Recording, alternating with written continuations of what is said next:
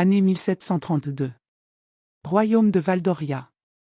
Une terre marquée par des pactes de fer, de sang et de silence. Les matins étaient enveloppés de brume qui cachait des secrets, et cette aube semblait plus dense encore, comme si elle voulait dissimuler le destin d'une jeune fille qui marchait vers la salle du trône.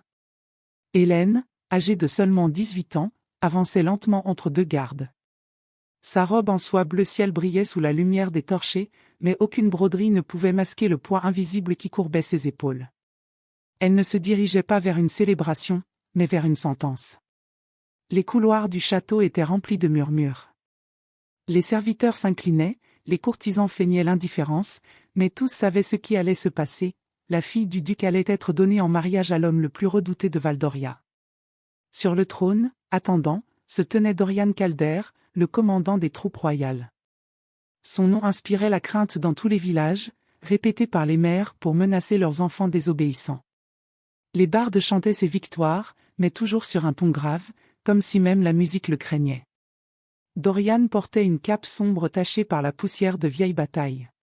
Son épée, toujours à portée de main, semblait être une extension de son corps.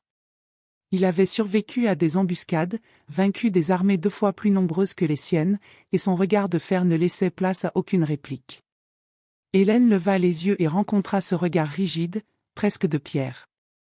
Mais, pendant un instant fugitif, elle aperçut quelque chose de différent.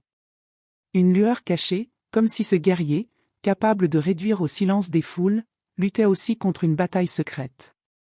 Ce fut rapide, presque imperceptible, mais suffisant pour graver dans son cœur la sensation que cet homme cachait autre chose que la guerre. À l'extrémité de la salle, observant en silence, se tenait la reine mère Elvira. Ses yeux calculateurs ne laissaient aucun doute, cette union était un jeu de pouvoir, pas une bénédiction.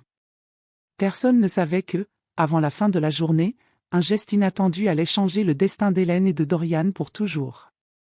Le mariage n'était pas une célébration, mais un pacte silencieux. Le prêtre prononçait les paroles du serment tandis que les nobles observaient, avides d'intrigue. Pour eux, cette union était un spectacle de pouvoir, une condamnation déguisée en bénédiction. Hélène, le cœur en feu et les lèvres tremblantes, leva les yeux vers Dorian au moment décisif. Elle ne vit pas seulement la dureté, mais un mystère dans son regard, comme s'il aussi était prisonnier d'un destin qu'il n'avait pas choisi. Le banquet qui suivit n'apporta aucune joie. Dans la grande salle du château de Valdoria, des dizaines de lampes à huile illuminaient des mosaïques représentant des victoires militaires, des couronnements et des pactes sanglants. L'air était parfumé d'épices, mais l'atmosphère pesait comme un jugement. Hélène gardait le regard baissé, feignant d'observer son assiette, mais sentait le poids de tous les regards posés sur sa nuque. Chacun attendait une faille, un geste qui trahirait sa faiblesse face à l'homme qui avait fait de la guerre son foyer. Dorian, à ses côtés, restait impassible. Il ne souriait pas, ne touchait pas les plats. Son silence était plus effrayant que 1000 épées. Pourtant, un incident survint, en tentant de couper un morceau de viande, Hélène se blessa au doigt. Un filet de sang atteignit son mouchoir blanc. Le geste aurait pu passer inaperçu, mais Dorian réagit avec une rapidité surprenante. Il retira son verre de vin, prit le mouchoir taché et le remplaça par le sien, délicatement brodé de bleu, étrange pour quelqu'un d'aussi sévère.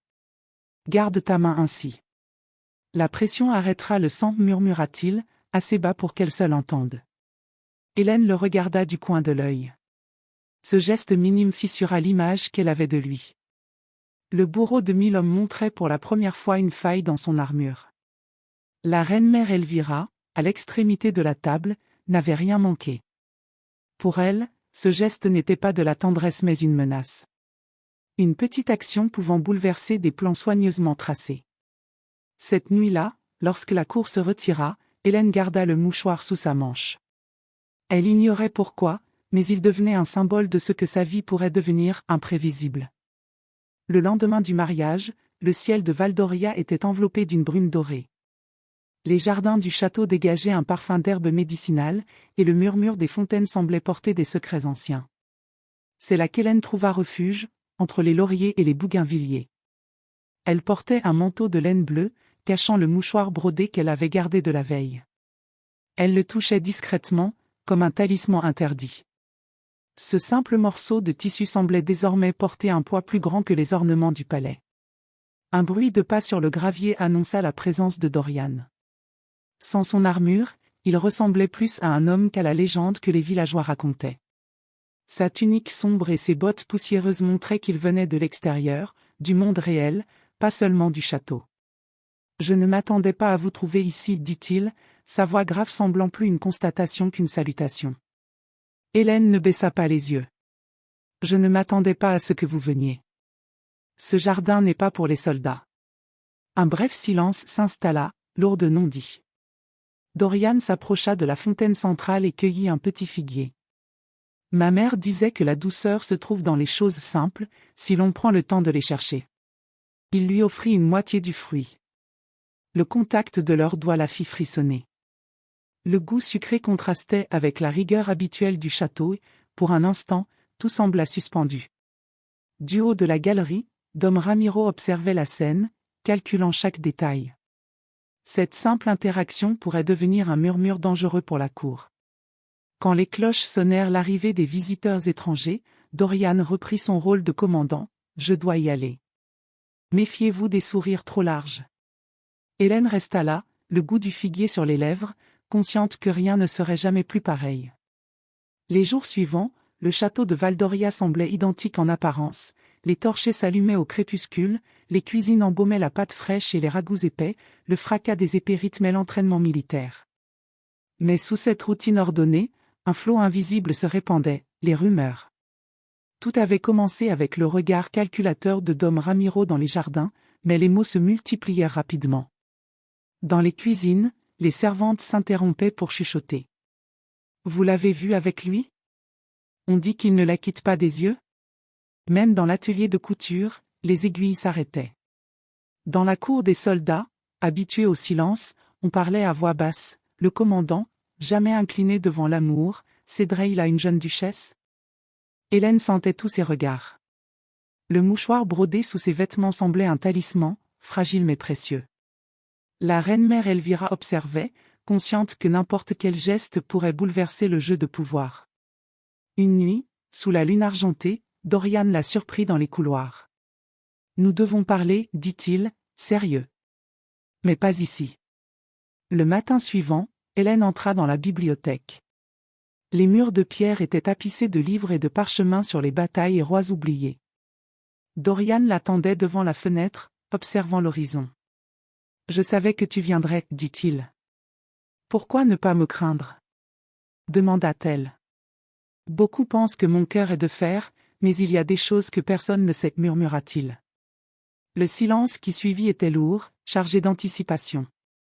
Avant qu'il puisse continuer, Dom Ramiro fit son apparition, interrompant ce moment fragile. Hélène recula, Dorian retrouva son masque de commandant implacable. Mais tous deux savaient que quelque chose avait été dévoilé, même silencieusement. Cette nuit-là, le château accueillait des visiteurs étrangers, apportant alliance, présents et intrigues. Au banquet, chacun surveillait le comportement d'Hélène et Dorian. Le commandant restait silencieux, analysant les menaces invisibles. La reine-mère Elvira, toujours attentive, voyait dans chaque geste un potentiel danger. Dom Ramiro fit un commentaire discret, étrange qu'un guerrier implacable offre des figues et des mouchoirs brodés. Le murmure parcourut la salle, plantant une graine de suspicion. Hélène sentit son visage chauffer mais resta digne. Dorian, immobile, fixait l'assemblée avec un regard qui glaçait le sang. Plus tard, dans les couloirs, Dorian murmura « Nous devons parler, loin des regards. » Le week-end suivant, Hélène découvrit une boîte en bois contenant des lettres jaunies et des documents anciens. Ces lettres révélaient un passé oublié et la véritable mère d'Anna. La jeune fille, bouleversée, sentit qu'elle tenait enfin des réponses sur ses peurs et son identité. Dorian, en s'approchant, proposa son aide, mais Anna hésita. Pouvait-elle partager une vérité si douloureuse ? Le lendemain, Anna affronta Hélène. « Qui est cette femme ? Pourquoi ne m'avez-vous jamais parlé ?» Hélène, émue, expliqua que cette femme était sa mère biologique, contrainte de la laisser bébé. La vérité dévoilait des secrets familiaux et des choix qui avaient bouleversé des vies. Anna oscilla entre colère et compassion. Daniel tenta de la consoler, mais elle préféra rester seule pour réfléchir à ce passé révélé. Quelques jours plus tard, Anna décida de chercher sa mère à Santa Aurora. Le voyage fut long, chaque kilomètre la rapprochant d'un fragment manquant de sa vie. Devant une petite boutique de fleurs, elle sentit une impulsion étrange. À l'intérieur, une femme aux cheveux gris la regarda fixement. « Vous êtes Anna ?» demanda-t-elle. Le cœur d'Anna bondit. Elle avait enfin trouvé la pièce manquante de son puzzle. La rencontre fut d'abord silencieuse, puis les larmes coulèrent. Lien ancien, non exprimé, retrouva sa force. Hélène, témoin de l'émotion, se sentit soulagée. Malgré ses erreurs, elle avait permis à Anna de se reconnecter à la vérité. Daniel offrait un soutien discret, tandis qu'Anna comprenait que sa vie pouvait être reconstruite, pierre par pierre, avec amour et honnêteté. Le passé révélé laissait place à l'espoir d'un futur incertain mais prometteur.